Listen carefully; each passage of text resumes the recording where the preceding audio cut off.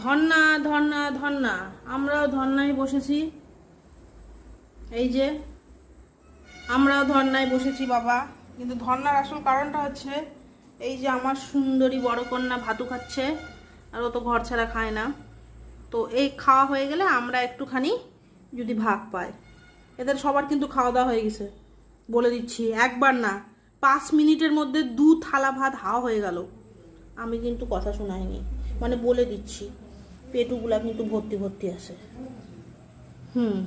বাবা, এতে দেখো খেতে অপেক্ষা করতে করতে আবার ঘুমায় হয়ে গেছে, চোখে ঘুম। হ্যাঁ বাবা, আমি দিইনি, বলো আমি দিইনি। শ্যাম, শ্যাম বল। সুন্দরীটা একটু আসছে রে বাবা, একটু খাতে শান্তি করে খাওয়া দাওয়া করবে কি। আর ওই থালায় কেউ সাহস করে মুখ দিতে পারে না, কারণ সুন্দরী টুকটুক টুকটুক করে পিট্টু করে দেয়। তো ওই চলে গেলে একটু খাওয়া দাওয়া হবে, সে আসে আমরা